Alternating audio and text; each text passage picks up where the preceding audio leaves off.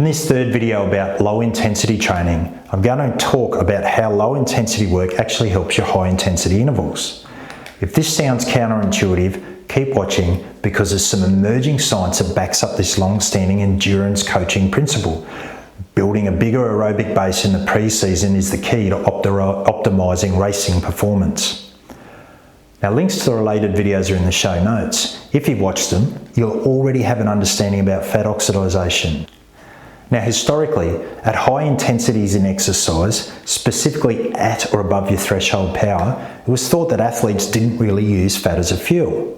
Now, let's look at some more recent science that says otherwise and what it means for you as an athlete. One of the first studies to highlight the importance of fat oxidation for endurance performance is this 2015 study, which is probably the first to show that fat oxidation can be significant at high intensities. This study compared elite and recreationally fit runners during a high intensity interval workout. The elite runners trained 6 to 10 times per week, with the recreational runners training about half as much at 4 to 6 times per week. All the runners performed an identical high intensity interval workout. How did the researchers measure this? All runners in both groups had the same rate of perceived exertion. They had the same lactate concentration and the intensity was at the same percentage of each runner's maximum heart rate. They even had the same carbohydrate oxidation rate. Now, what did they find? During the high intensity intervals, the recreationally fit runners were actually able to oxidise fat as a fuel for 16% of the power output, whilst the elite runners were able to use double this amount at 33%. Yes, double. And if you check out the second video in the series, you'll see just how much more ATP is produced by oxidising fat than by the anaerobic metabolism of glucose. This is a massive difference, and this study was the first to really demonstrate just how important fat oxidation is for elite endurance performance.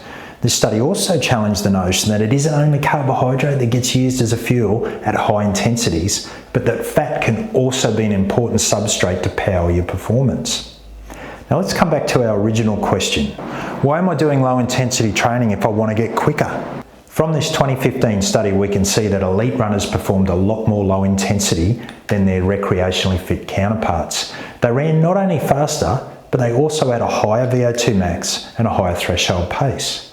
Hopefully you're starting to see just how important fat oxidation is and how low intensity training helps you to maximise it. Another recent study in Norway in 2024 also had some interesting findings that relate to our discussion on low intensity training. The researchers used a group of young cyclists and had them perform really high intensity intervals. They wanted to know if the key to improving VO2 max power is to train at a high percentage of VO2 max. All the cyclists performed 9 weeks of the same high intensity interval sessions at the same effort level. They had the same intensity, which was their power output during a 40-minute time trial, which is a good approximation for their threshold power. They used the same rate of perceived exertion, the same lactate concentration, and the same percentage of each rider's max heart rate. In other words, everyone worked as hard as each other and everyone was trying as hard as they could to hit a high percentage of their own VO2 max power. After the study, the athletes were able to be split into 2 groups. Those who responded really quite well to the training and those who didn't get that much improvement. Now imagine working that hard for 9 weeks and not getting much improvement. This is exactly what I try to avoid as a coach. I want all of my athletes to get the maximum possible improvement. Here are the interesting findings.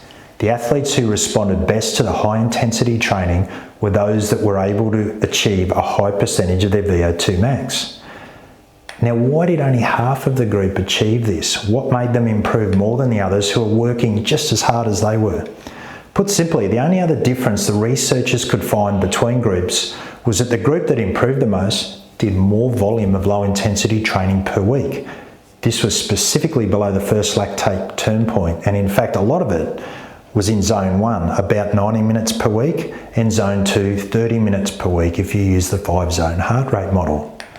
So now we're getting some strong evidence that a good volume of low intensity work not only helps improve fat oxidation and improves your performance endurance at lower intensities, but it also helps you respond better to the high intensity training that you do perform. It results in your body being able to burn more fat at higher intensities for fuel. Now this has a number of benefits. It would be expected to spare muscle glycogen that you'll need for your high intensity efforts late in a race as you make your move for the win. Now remember, your muscles only have a limited supply of glycogen, so this is important.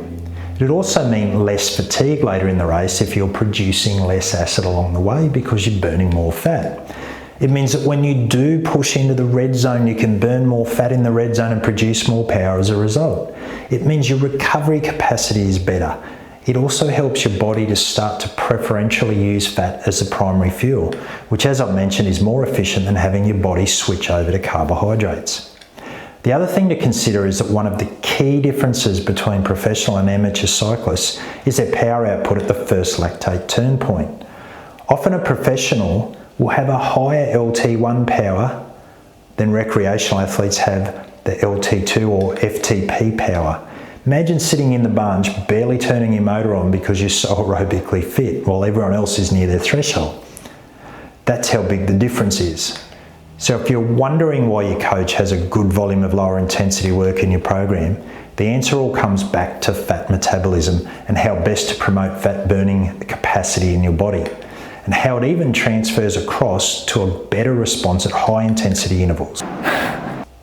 The other aspect that's no less important, but I haven't touched on yet, is that low intensity sessions below the first lactate turn point usually cause no significant stress to your autonomic system.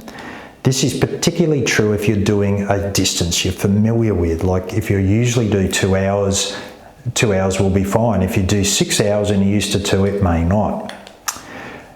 They found that you recover much quicker from these than you do from your high intensity work. And this is also particularly true if you keep your muscle glycogen levels topped up. It means that you're most likely going to be fresh enough to perform a good quality session the next day, and as a result, you can increase your weekly load to a fair bit higher level, which will help stimulate your improvement. Now this is why the pros do so much of it, and you should feel confident including low intensity work in your program too. This is why low intensity training is the heart and soul of your preparation in the base phase before the racing season really gets underway. So if I do get really good at low intensity training, I'm more likely to finish the race strongly, and I'll get a better improvement when I do my high intensity intervals. Now you've got it. Low intensity training is really important, and it does give you things that high intensity does not. But we have to balance the two and get that right within your personal training program. Now remember that these zones we've been talking about are individual. If you do need help in constructing your training program, reach out to me via my website acceleratepc.com.